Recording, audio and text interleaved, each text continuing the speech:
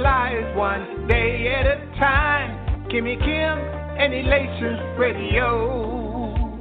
They're here to get your day going fine. Kimmy Kim and Elations Radio. Kimmy Kim and Elations Radio. Kimmy Kim and Elations Radio.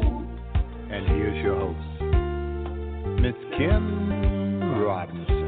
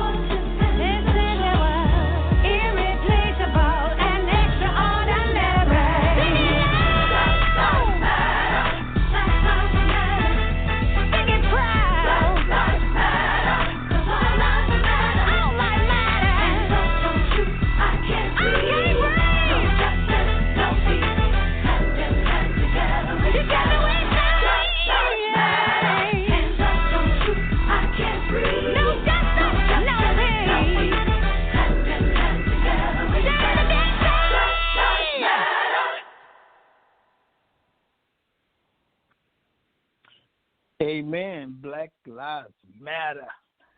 Whoa, whoa, whoa, whoa, whoa. Yeah, see, almost got me wanting to sing. I know. Y'all don't want to hear me break the break the speakers. But good evening, everybody. Once again, we're back on with Minister Sedric. This is Relentless Pursuit, man. We loving it. We are relentless pursuing things nowadays. So today is July the 3rd. I want to give a shout-out to my brother. Happy 53rd. He done got old on us. So I want to give a shout-out to him. But I definitely want to get back to, man, just thanking God. You know, I've never been so proud to be a man of color, a black man in America as I am today. I can't explain it. It's not about the whole Black Lives Matter movement. It's not about how people have joined together of all races and creeds and colors to protest the wrongful treatment of blacks as well as other people of color. Even, I mean, this whole thing throughout the country, it's sweeping, and it goes to combat all injustices against all people. But I don't want to make light of what's going on, because what sparked this, what provoked this, is the treatment of black people by police. And so I don't want to lose sight of that. But I'm telling you, I have never truly been so proud to be a black man in America. And, like, right now, I feel like we as a people are freer in this moment than we've ever been in this country. I'm talking from day one. And so I'm really excited. I'm really happy about that. And you guys know I like to start everything off with a devotional, but I'm going to make it simple today. I'm going to make it really simple today. I tell you, I'm so charged up and so excited because, you know, last month we celebrated Juneteenth. And I tell you what, I've never heard Juneteenth talked about so much. I never knew how little the country itself, I'm going to say the inhabitants of this country, but the people of this country, I never realized how little was known about Juneteenth. Me being from Texas, and having parents who grew up through that whole Jim Crow era. I guess y'all know where I'm going to be going today. But, you know, I grew up thinking Juneteenth was a day of reckoning. It was a true day of independence for blacks. Now, of course, we knew that all the freedoms we were guaranteed, supposedly, weren't given to us, but it was the day that the slaves were officially freed. The last few slaves were officially freed from slavery, but we know it didn't stop there. But anyway, let's keep on going. But so when I think about independence, I was just thankful and happy to celebrate Juneteenth. And today is the eve of July 4th, the official Independence Day of, don't get mad at me when I say this, white America. I know people telling me right now, I can hear the naysayers now, well, you're an ungrateful old thing. I'm not. I'm just insightful. And I can just see a few things. It was okay for y'all to be free from England, but it wasn't okay for us to be free from y'all. Don't get me started. But see, to make a long story short, that's why today I'm so excited. I'm heartbroken also today because I see Mount Rushmore. We got military bands, military personnel on Mount Rushmore, okay, with no masks on, no social distancing. Shame on the Air Force. Shame on Donald Trump. Man, I hope this go down in the history books. I'm sorry. But shame on all. But I'm proud. I got to get back on point here, and I'm sorry. I always have the captions going on my TV in case some breaking news come up. But so y'all can know I really am talking on the day I'm talking. But I'm so glad that we as a people were able to preserve Juneteenth. And as we come up on July the 4th, we're on the eve of July 4th right now. You know, it's okay, and I'm going to have a good time this weekend, sheltering in place, hanging out in my house so I don't get coronavirus. But I am still not as excited about the July the 4th weekend that we're about to have as I was about Juneteenth. So, with all that being said, and I hope I didn't confuse anybody, with all that being said, think about this. I am, and I was, very, very happy about Juneteenth this year. For one of the first times in my life, when I was away from my parents, away from my family, I was just so excited about Juneteenth because all the things that were going on. And one of the things, as far as a devotional, I don't have a prepared devotional today. And the reason I don't is because I started thinking about this. And I said, Sedric, you can quote a whole bunch of scriptures if you like. And you can pray, you can do all these things. But I just want everybody to know I really, really am fascinated. And as far as July the 4th, I'm happy. I love the celebrations. I'm here to celebrate independence. In this country, we celebrate Cinco de Mayo. Ain't really got a whole lot to do with us in America. But we celebrate Cinco de Mayo. So I'm really excited right now to go in because I tell you, the reason I'm excited is because I know, here it is, going back to Juneteenth, I know that in Christ we are set free. We are set free to live forever as forgiven children of God, right? And we are not the slaves of Satan. See, we as a people, we are no longer slaves to any man. We can only be enslaved by our willingness to follow the enemy, our willingness to follow the enemy. And what does that mean? Well, as a minister, I'll tell you this. Our willingness to embrace hate. You see, I found, I'm saying, this is why I'm so proud to be a black man in America today. I found that I deep down inside there was a hate that was brewing in me and that had been brewing in me since I was a very young child because I could not stand the way that as a people we were treated. I will tell you that I was upset with my parents because they encouraged me to not disrespect police. Right? Well, you get pulled over, this is what you do. And I tell you, that's what I did. And I remember on my prom night, me and my buddy, I wasn't going to take a date. Just for general knowledge, it wasn't because I couldn't get one. I just didn't want to take a date. Me and my buddy Chris was going to go to the prom and hang out and cut up after. We were going to go out, hang out with our friends and cut up. Y'all know how we do. We like to go stag sometimes. Well, we got pulled over in this little Camaro, and I did everything I was supposed to do. Put my hands on the steering wheel. It was awesome because it was a female cop who was white, but it was a black cop who was a male. He was there. Mute your phone, Terry. And so, I did everything right. Put my hands on the steering wheel. Yes, sir. No, sir. They pulled us out of the car. I mean, I'm wearing a tuxedo. Where am I going to go, right? So, make a long story short, she kind of tried to get antsy with me. I'm the smallest of the two. Chris is 6'1". At the time, I'm 5'1" on a good day, maybe 5'2" with some heels on. And so, to make a long story short, she tried to rough me up. And so, luckily, the black cop, he knew my dad. So he looks at me and he says, "Hey, you Mr. Joe's son, blah, blah, this and blah, blah, that." But the point was, I wasn't doing anything wrong just because I was acting like I was upset, just because I was acting like I was a bit perturbed because they pulled us over for no reason. Well, technically it wasn't for no reason.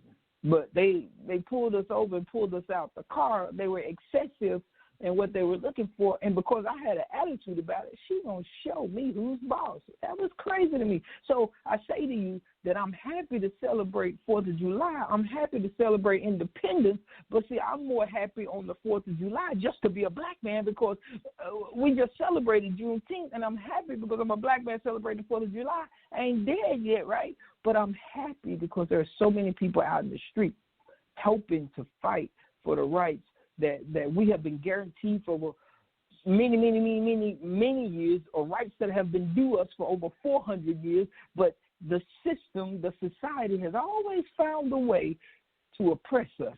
There's always found a way not to give us what they give everybody else. The system has always found a way to hold us back. And I love what Al Sharpton said, "Take your knee off my neck." I don't need you to tell me how to run my own business. I don't need you to tell me how to start my own business. I don't need you in my household trying to direct me. Get your foot off my neck. So anyway, I'm super proud to be a black man today in America. And I hope that every young, old, man, I'm telling you, especially, this is my prayer for elderly black men, is that you see that our society is growing, that there were things that didn't get done under your watch. There are things that didn't get done under my watch, but they are getting done nonetheless. And I'm so thankful today that I'm a black man in America. So, but as I go on with my spiel, I just wanted to leave. I wanted to leave you with that. I wanted to allow you to share in my excitement, because I'm excited. I'm so excited about what God is doing. And so, having said that, I simply want to say this. I want to say a really quick prayer, and I'm going to open this thing up. I just want to say, Heavenly Father, thank you for your great love for all of us. Thank you for freedom coming in your time of choosing for all of your people. And, Lord, I pray that this movement continues to move forward. So with that being said, I want to say thank you, Jesus. Amen. So today I have Terry on with me. Terry, are you out there? Yes, sir. How you doing, Brother Sedric? Oh man, I'm walking, man. I can officially say right now I'm walking with a limp, and I truly mean it. I truly mean I'm walking with a limp. Yeah, I want to welcome you in today, man. It's gonna be you and I today. So we just want to talk. I personally just want to talk a little bit. I get excited sometimes, so you got to excuse me. I don't really mean to be, but I am excited. And today, you know, I had some time to think. I even took me one of those power naps today. But I really been thinking. I've been looking at the news, thinking about independence. Right. As I laid out before, for one of the first times in my life, I was truly excited about Juneteenth weekend, and I hope they change it throughout the country, make this a federal holiday. But I truly was excited about Juneteenth. But then I started looking at the 4th of July, how much effort we put into 4th of July weekend, and how people just lose their minds. You know, like right now, they ain't thinking about no coronavirus. They thinking about whatever they thinking about. They thinking about fishing. They thinking about barbecuing. They thinking about all these wonderful things that we've been doing all these years to celebrate independence. But man, I started thinking, this is America. 4th of July versus Juneteenth. Then I started thinking a little deeper. Why am I afraid of the 4th of July? Why is it that I hold Juneteenth in higher regard than the 4th of July? And that's the easy answer. But then I started thinking about how people are celebrating the 4th of July, and yet we have some that are out partying for the 4th of July, but they're waving this Confederate flag. They're upset because finally in our country's history, we are tired of seeing monuments to traitors. We're tired of seeing monuments that signify nothing but oppression for us as a people. So I started asking myself questions. One was, why does this country honor traitors, right? And then the other question I had was this: as we honor these traitors who did their nasty deeds under the guise of this flag, but I'll tell you a story how they even got to this flag as we talk. But then I get upset because we have people in our country who claim to be Christians who were committing all sorts of crimes against humanity, crimes against the black man, under the guise of this Confederate flag. And this is just it has finally come to a head in our country. So I wanted to have a little bit of a discussion about that, because I wanted some other people's opinions, and I thank God that you're here with us today. Let's talk about this Confederate / rebel flag that people don't know much history about. Because I get mad at people, honestly, because they call it a Confederate flag. It's not the Confederate flag. You do realize that, right? Right. The history of the Confederate flag was the Confederate Army had a flag, but it resembled the flag of America so closely that they would get them confused. So then they came up with this other flag. It was a white flag, and they had the Confederate logos on it, right? Well, they used a white flag. That looked too much like a flag of surrender. So Right. So they changed the flag again, right? They changed the flag again, and then they finally started using this particular flag, the what we call the what I grew up calling the rebel flag, right? It was the third try they come over this flag, but from the very beginning, the Confederacy showed a whole bunch of confusion when it comes to things, right? And so they changed this flag. Now, why is it that they didn't try to take no, I'm getting ahead of myself. This flag, for us as black people, especially in the South, is a symbol of hatred, oppression. I mean, it just fear. It created fear in the hearts of people. And I believe that flag was flown the way it was to keep people in check. But what do you think about this flag? And some people, like I was looking at the news, they were talking about Branson, Missouri, having gone there, through there a few times. It's a small place. It ain't small as they have you believe, but it's a small place. Right. How does that make you feel? People trying to defend this flag in the way when the way you were putting it, and how they call it a rebel flag. Rebel is romanticized, but really the flag really represented, was a symbol of resistance to the federal government, because that was the whole movement. Because when you look at the stars that are on that flag, each one of those stars represents one of the states that was trying to succeed from the Union. And so what they were trying to, so basically, so when they call it rebel flag, rebel is to romanticize it. And they're like, it's okay to rebel. You know what I'm saying? But when you talk about, no, this was about resistance to the federal government, resistance to change, resistance to what was really trying to happen, which is really, it was about slavery.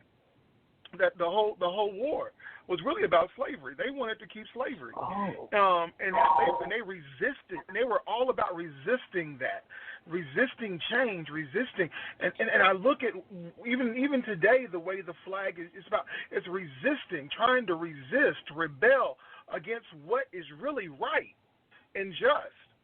If you think about it, you know, equal, equality, that's just, that's right.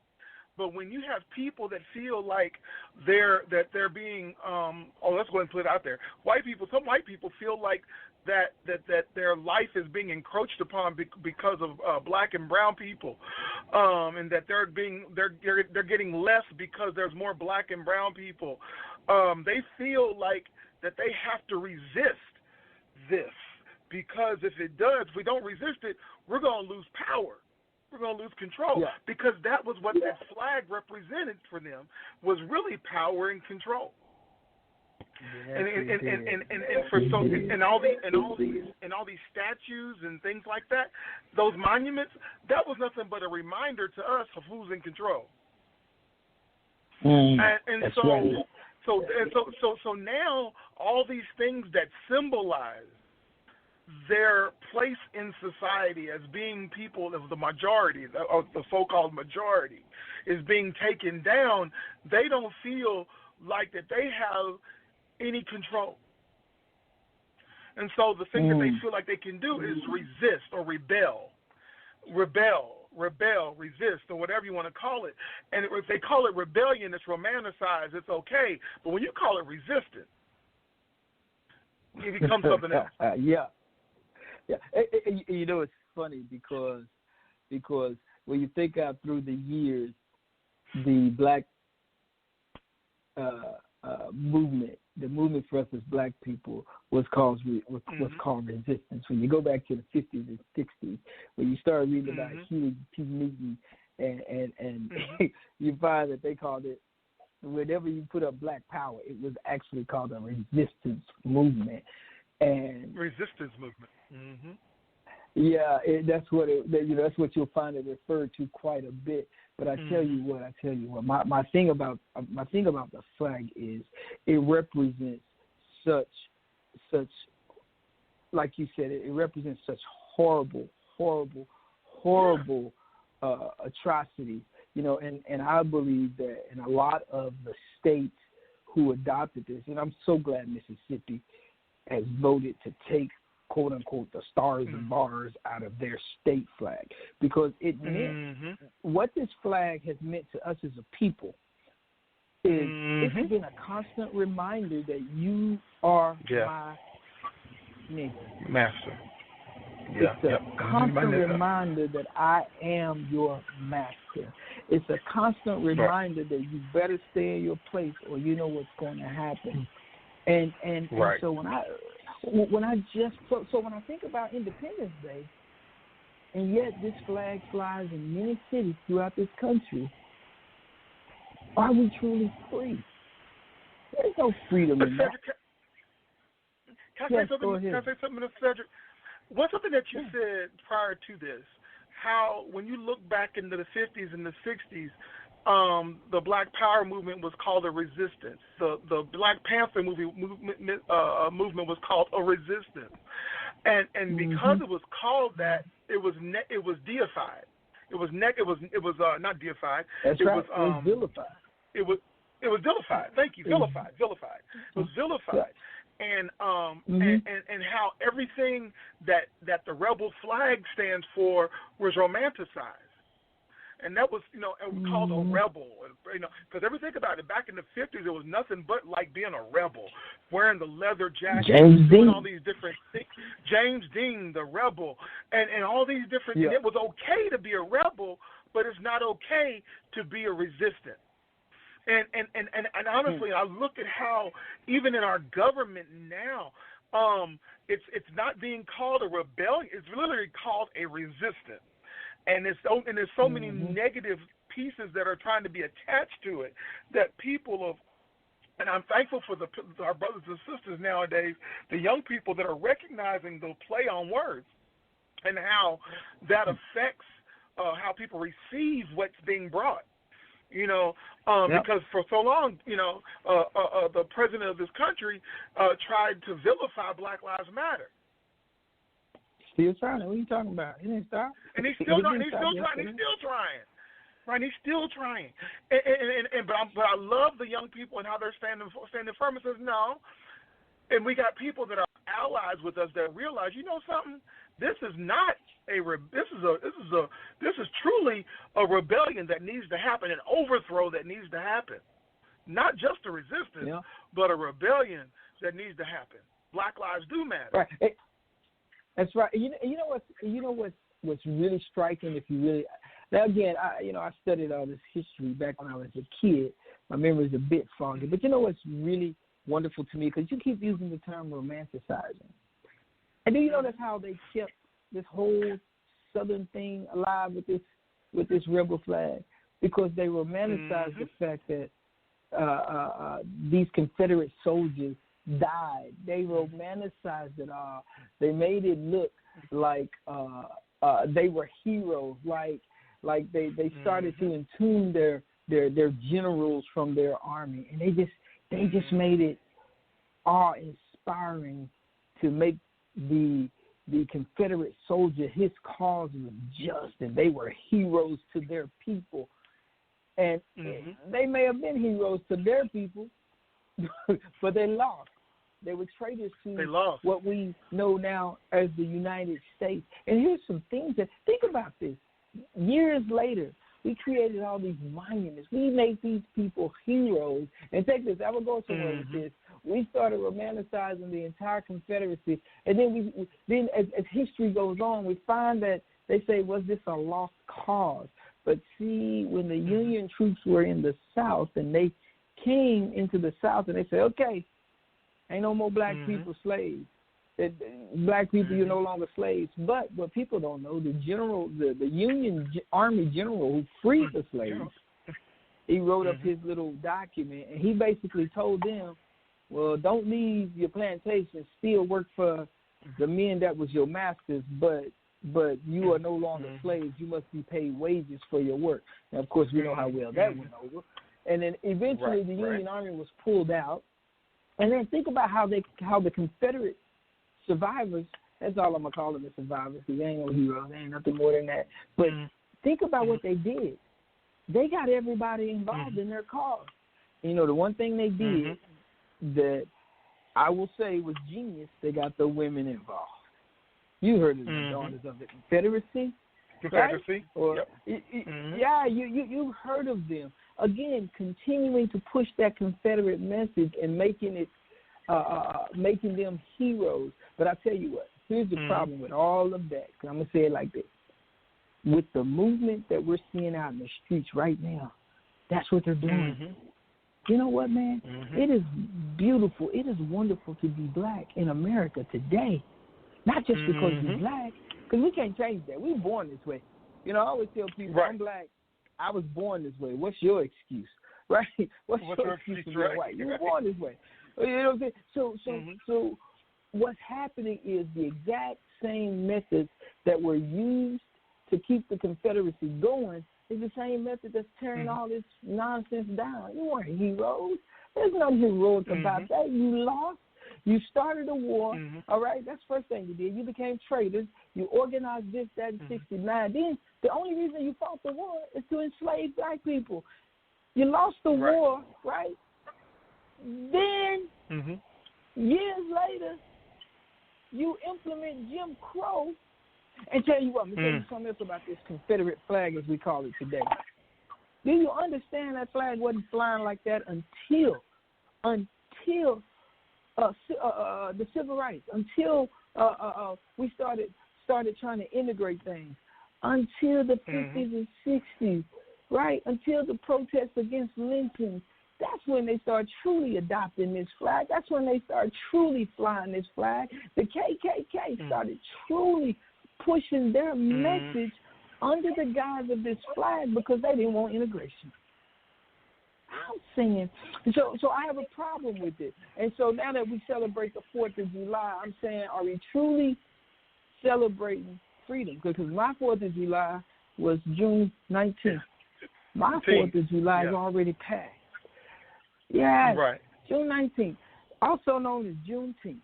You know what I'm saying? I grew up not truly knowing what it was, and my dad had to sit me down one time because I used to say, I asked one time, why are we going to the lake? It's not 4th of July. My dad said, son, and we had this old white panel truck, this van that my dad drove because, you know, he had to go back and forth work. And my mom had a long, like I say little, it was like a Buick. I don't remember what kind it was, but it was long. And it was black with a red interior. But my dad had this big old van. He worked on cars, and so his car smelled like grease. But anyway, we had all the grills in the back. And he sat me in the front seat, and he schooled me on Juneteenth. I was like, for real? He said, you know, black people in Texas wasn't free for like 2.5 years after black people were freed all over the country. And he started telling me how Galveston, up until the 70s, was one of the most racist cities you could go to.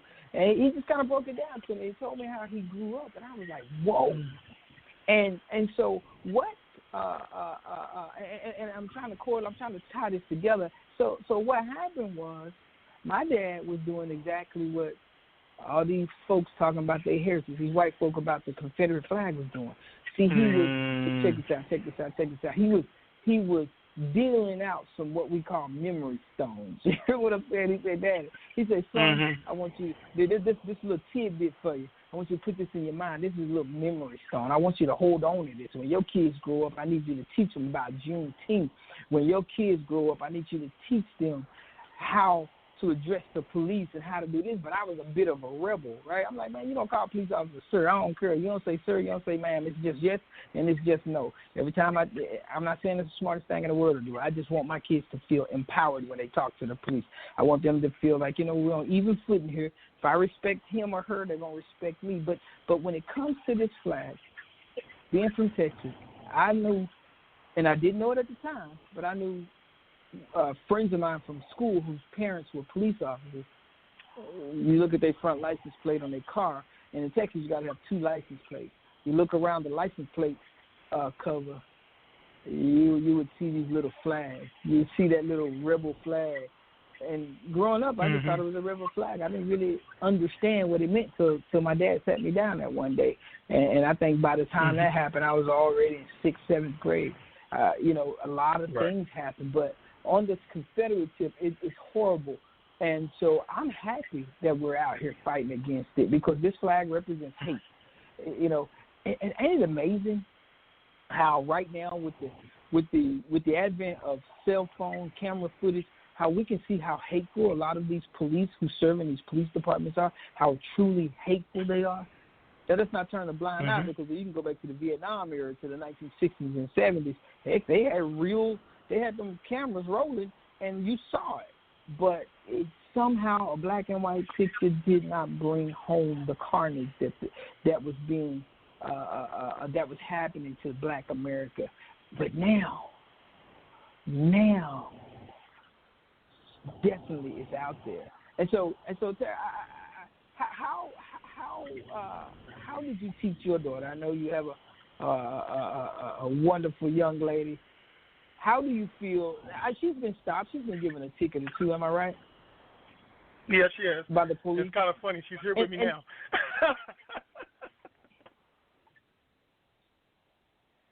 Hello? I'm listening. No, go ahead. And so, what was your reaction when you found that's what was going on with her? Okay, I missed the part of your saying. I heard the tickets, but that's it. Well, just simply, what's your reaction when you know that she's been stopped by the police?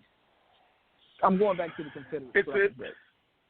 It's actually scary for me, for her, as a black female. That was one of the things that it really scared me, with her driving back and forth to Chicago to go to school. It was really terrifying, because there's not saying all police officers are bad, but there are some there, and it's bad when you have one bad apple spoils the whole group, And I was really scared for her. And that's what's scary for me, because when I think about this flag, again, knowing some friends back when I was in high school, and they had this flag. I mean, I didn't know anything different about their parents, but I just thought it was. I thought it's crazy. And when I see young high school kids flying this flag, and most of the people I've met in my life, they say, "Oh, this is our heritage," and what I always said to them, "This flag, your heritage is hate." But I wonder, why do you think a number of the police officers, is where I'm going, why do you think a number of the police officers show so much hate towards people of color?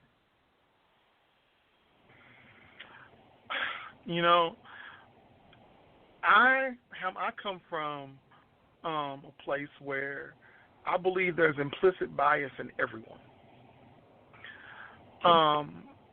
Racial hate is something that's taught, but all the other things that come along with it, that comes from a place of what people have experienced or seen a lot of. Like, take for instance, I'm gonna flip it real quick if you don't mind. What you just said, and it's gonna hopefully tie it all together. Like, for me, growing up, they romanticized the rebel flag so much they had enough nerve to put it on the top of the General Lee card on Dukes of Hazzard, and and being a rebel was romanticized. It was romanticized. It was being a rebel okay for them, but not for me, And so I grew up with this bias, thinking, something white people got, they can do whatever they want to do and not get in trouble. And so let's flip that when you're dealing with people who have implicit bias toward us and how it's portrayed in the media. We're portrayed as thugs.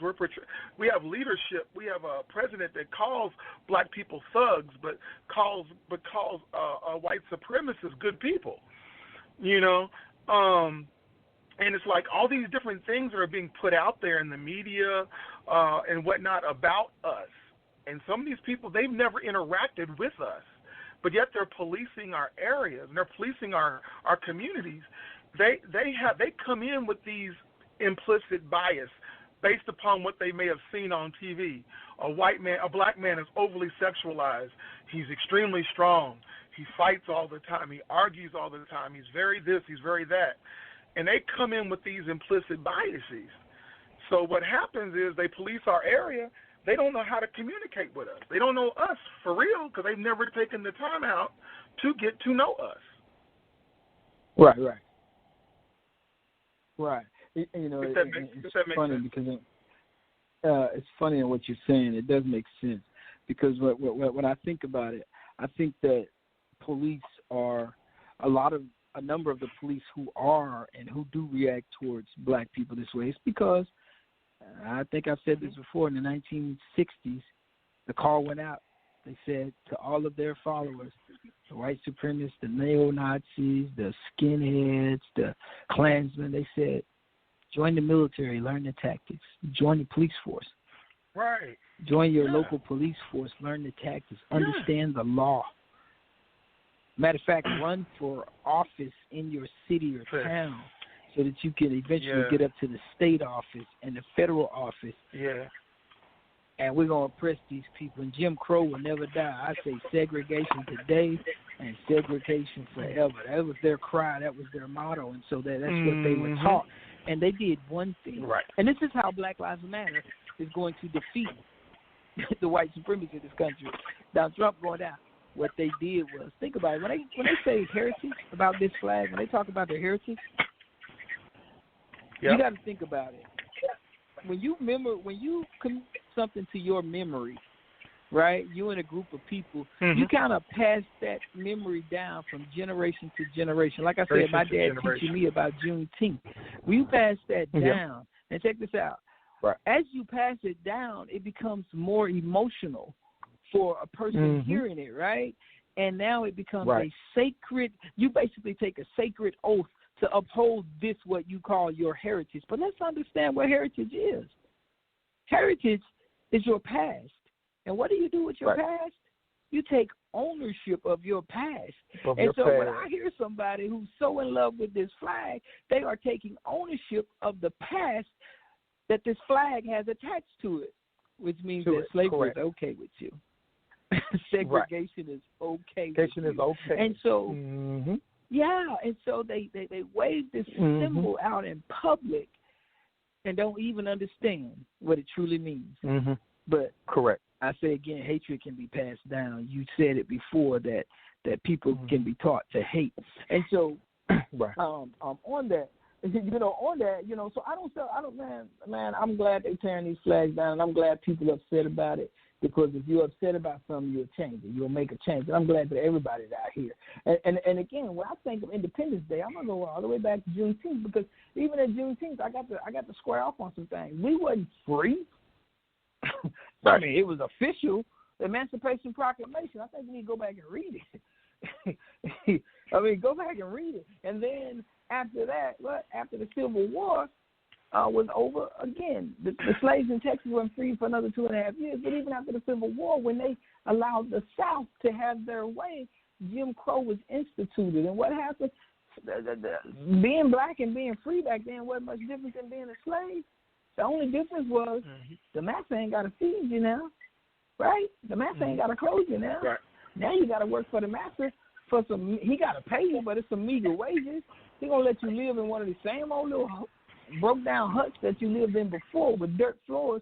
But now you got to plow even bigger fields, and now they're gonna make you pay for this house that they paid $10 for. They're gonna make you pay $110 for, and they're gonna keep you beat down. So I asked, when we celebrate the 4th of July, what are we really celebrating? As a black man in America, what are we celebrating? I tell you, I grew up saying the 4th of July was good. Go ahead. I mean, what we grew. You said it. We grew up because of the way history was taught, and that's the reason why I love what they're getting ready to do here. They're revamping the way history is being taught. Is going to be taught going forward, because history is how did somebody say it? History that when it's taught from it's supposed to be taught from a neutral perspective. It's not supposed to be racially leaning anyway. And so it's supposed to be a presentation of the facts. That's what it's supposed to be, a presentation of the facts.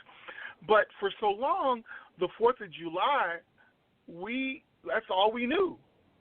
But we didn't. But until we came into the knowledge of, okay, our freedom wasn't established on July the 4th. Ours was established on June 19th. Then our perspectives begin to shift. Okay, then why wasn't we granted freedom until Juneteenth? It doesn't make any sense. And then when you start looking, How come I couldn't own property, right?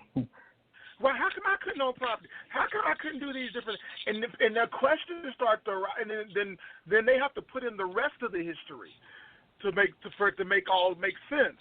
Oh, that's why we couldn't do certain things. Oh, it's because it took this long for the Emancipation Proclamation. That's the reason. Oh, that's why it took so long for us to be able to get free, because it took 2 years after for the signing of it for us to get that information. Oh, and all this stuff like that. So it's really history. The way is going forward is right. History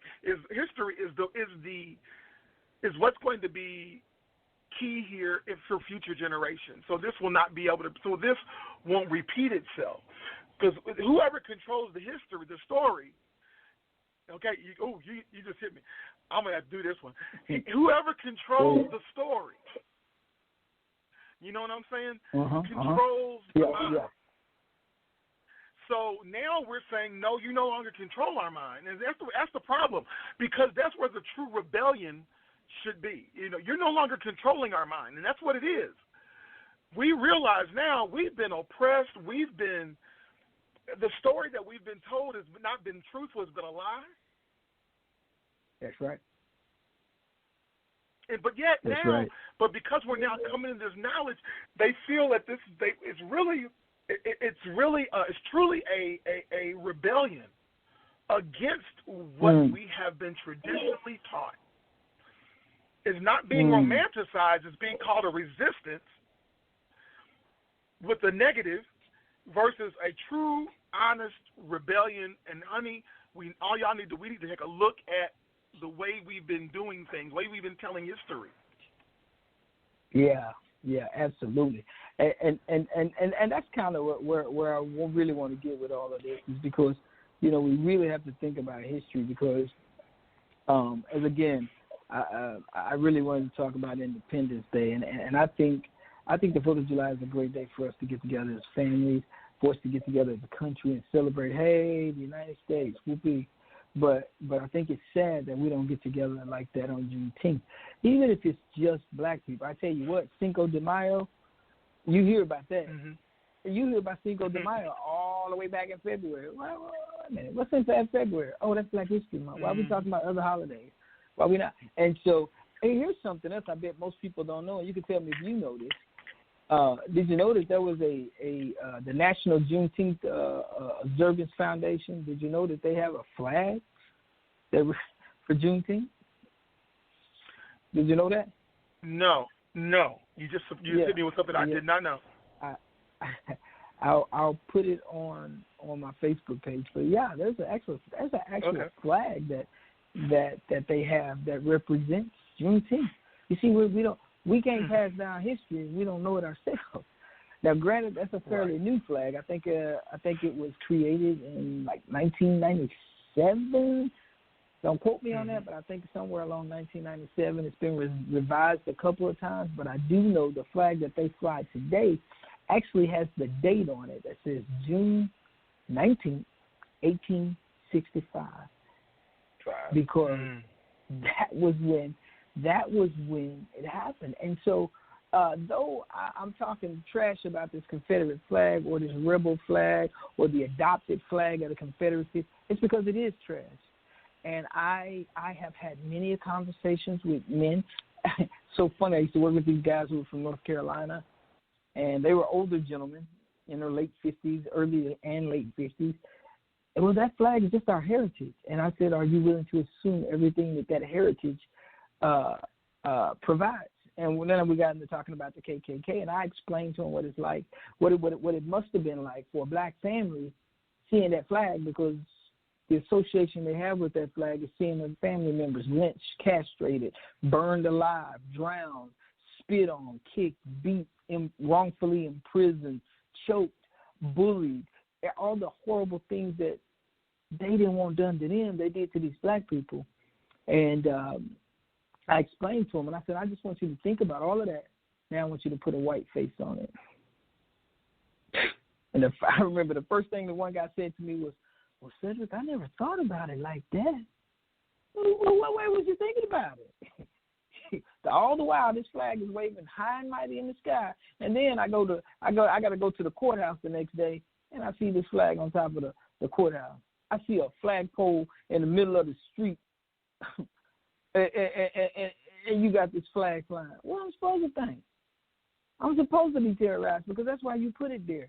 And so moving on to the next part of this, Black Lives Matter, because I don't want to just keep this about this Confederate flag, because that Confederate flag right now is being trounced on, which it needs, but we need to keep our foot on their neck about this flag, right? We need to keep this flag out of our communities. That flag needs to be in a museum where it needs to reside, because I tell you what, you ain't going to go to Germany and see a bunch of swastikas flying. Matter of fact, you ain't going to go to Russia and see no swastikas. You ain't going to Poland. You ain't going nowhere in the Eastern Bloc and seeing those swastikas flying over no part of the Eastern Bloc of Europe. No, it ain't going to happen. It ain't going to happen in Great Britain. It ain't going to happen in France, Spain. It's not going to happen in any country in Europe because they don't celebrate Adolf Hitler and the Third Reich. And so I think that we need not celebrate this Confederacy any longer in this country. If you want to pass down your family heritage, then do like what black people have been having to do for many, many years in this country. Get yourselves a museum, and you go visit your family heritage in a museum where people going to keep it private, and and you can just come and go as you please. I don't want to hear about it, right? I don't want to see it.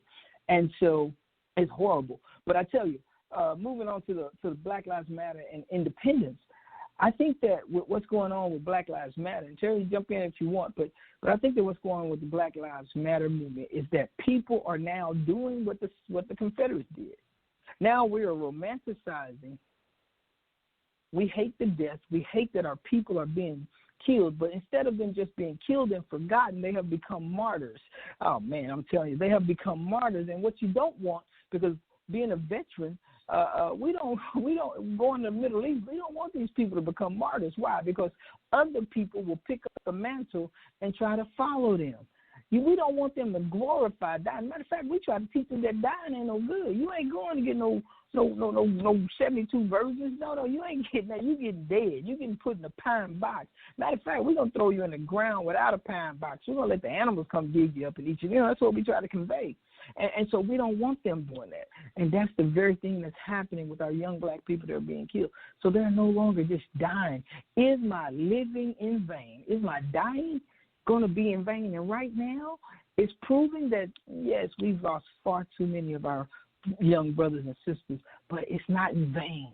It's not in vain. I think, unfortunately, this had to happen so that the system can be changed. And we got people in the street. We're talking about change. Tamir Rice was 12 years old. He probably didn't even know what hit him when that cop killed him. He probably didn't know. He was 12 years old. He probably just saw a car and was like, oh, next thing you know, 2 seconds later, he dead. He didn't know. But here, unfortunately, this young man died at the hands of a police officer. And now, again, it's not for him dying the way he did. There wouldn't be as much attention on police brutality in Ohio. You'll see what I'm saying? In every state. South Carolina. Heck, I can go all the way to Texas. We go down to Dallas, Fort Worth, found a young woman in Fort Worth. She didn't know what the cop was doing. He shot through the window and killed her right in front of her nephew. And the most tragic part, her dad died, I think, a week or 2 weeks later. He was heartbroken. Had a whole bunch of stuff going on. He had a heart attack and fell out and died. All these people are dying, but there's a cause behind it. And I believe that this movement, and not just Black Lives Matter, it's just the biggest one right now. They're the biggest one. They get the most attention. But all of these grassroots organizations that are actually out here non-violently pushing for change in our society. And my hope and my prayer is that this change, that we never forget it.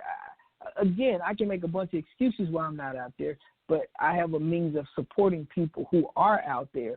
And that's what we need to do. And we need to hold everybody we elect to office to account. Y'all know what I'm talking about. We're in Kentucky. Y'all know who don't need to be there. The speaker, man, he needs to be up and out. What's his name? Mitch McConnell. I see a bunch of bumper stickers say "Ditch Mitch." Yeah, Mitch McConnell gotta go, and we can make this all happen, but we can't just stop with protesting. That's one vehicle. I do want to encourage people this way too. There are different avenues.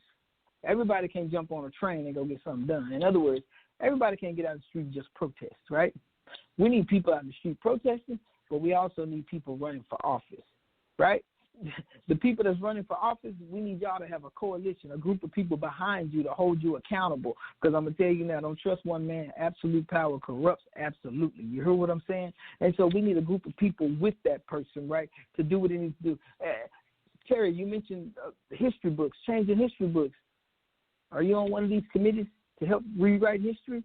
Because without us being a part of these changes when it comes to history and whatnot, we don't know what they're putting in these books. Because I tell you what, in Texas, they had some books that they wanted to introduce to the school system, which they basically said slavery was voluntary. Slaves like being slaves.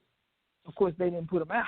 Too many people complain, but we need to be a part of the process as well. And as we celebrate our independence, see, that's the celebration of independence. I don't want to wait June to Juneteenth once a year to celebrate my independence. I want to celebrate my independence every day. When the way that I live, I'm tired of going to work for corporate America and other of us going to work for corporate America receiving lower salaries for doing the exact same job, right? Again, that's a form of oppression, which in my eyes is another form of slavery. I can control what you make. I'm going to make you think you're doing good, but I'm going to pay that guy who's working for you more than I'm going to pay you. And then when you find out, now all of a sudden you don't even want the job no more. You're depressed. No, independence is just what it says. We need equal treatment. I hear people always, the first thing they throw out, well, my Second Amendment right. Yeah. What about my Second Amendment right? What about my First Amendment right? Let's get started. Let's start at the very first one.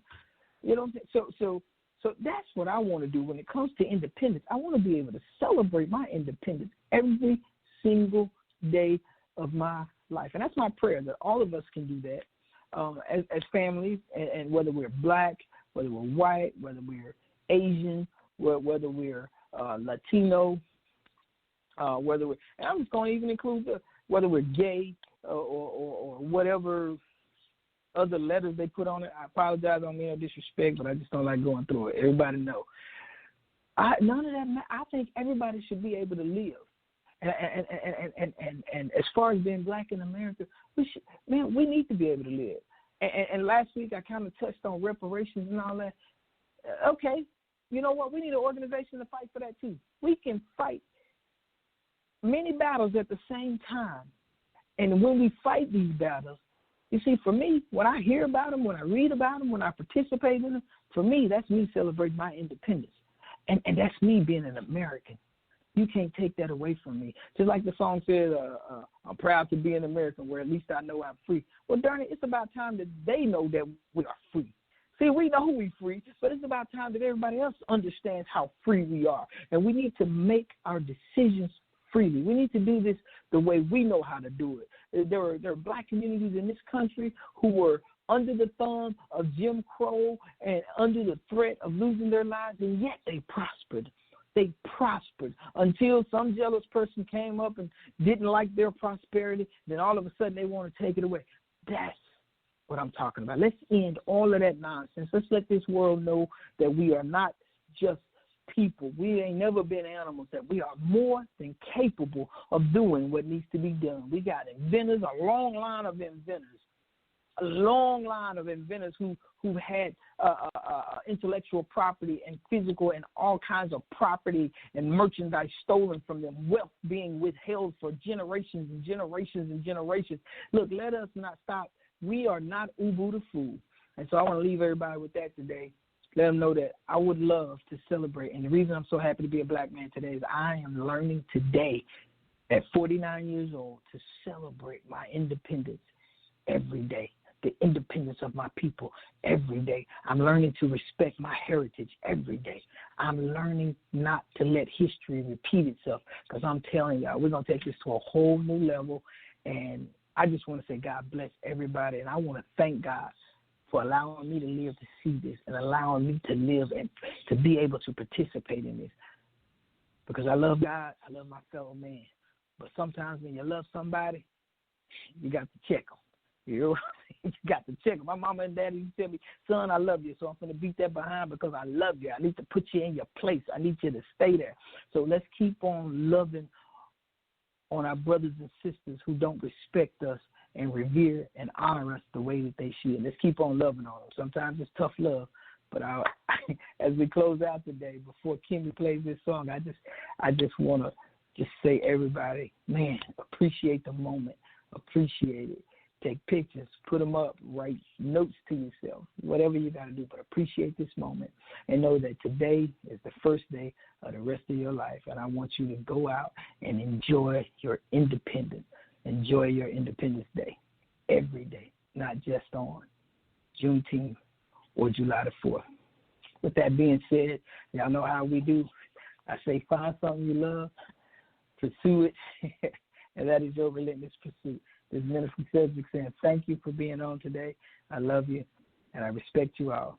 God bless you. Have a great weekend. Kim, if you will.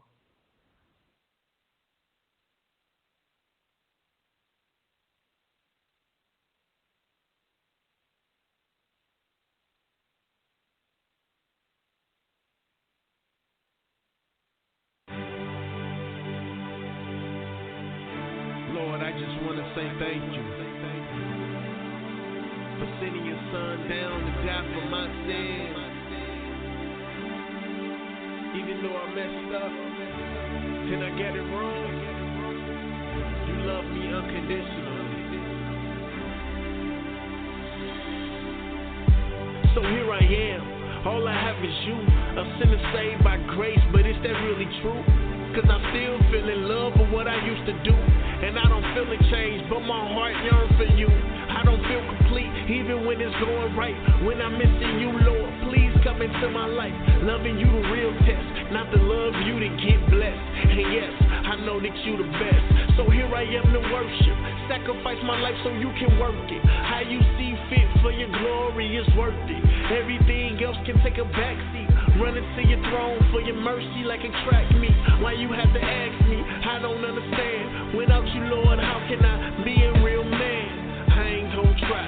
I give you all of me, Lord, and ride till I die. Put my knees to the floor. Here I am to worship. Here I am to bow down. Here I am to say that you're my God. You're altogether lovely, altogether worthy, altogether wonderful to me. Here I am to worship, here I am to bow down, here I am to say that you're my God.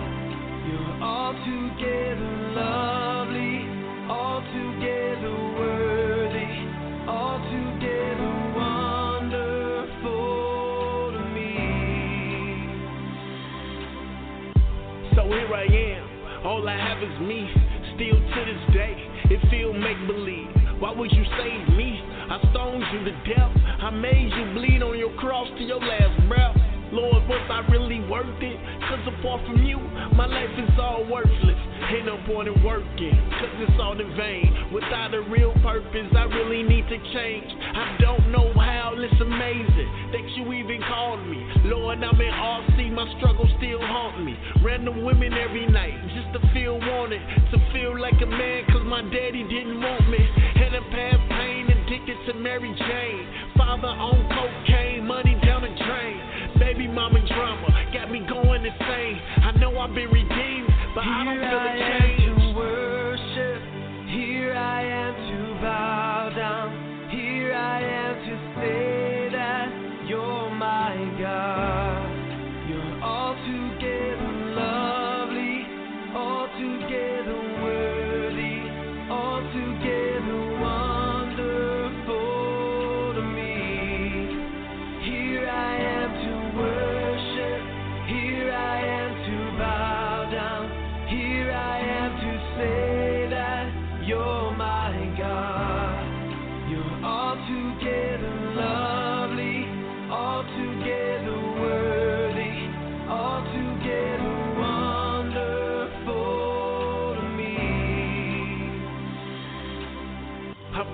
homage to your father, that's my only option. After you ripped the veil and gave me the gospel, so I could see the truth, so I can walk with you. And that's the greatest thing that anyone can ever do. You really saved my life when I was worst at it, an addict on any level for pleasure, pain, and passion. I could never grasp it, cause it's never lasting. But Lord, you everlasting. I burn my flesh to ashes so I can walk with you. Your love is unconditional. So even though I struggle with my past, you still see me through. Sometimes I get it wrong, I fail plenty times, but I get back up and I ride. Your son lived and died for my eternal life. So now I'm still tight. God inside, you give me light. Now I'm saying I will fight all my pain, hurt, and my struggles in my past life. Lord, you wipe away my tears every night. Here I am to worship. Here I am to bow down. Here I am to say that you are my God. You're altogether lovely God, and altogether worthy God, and altogether wonderful, so wonderful.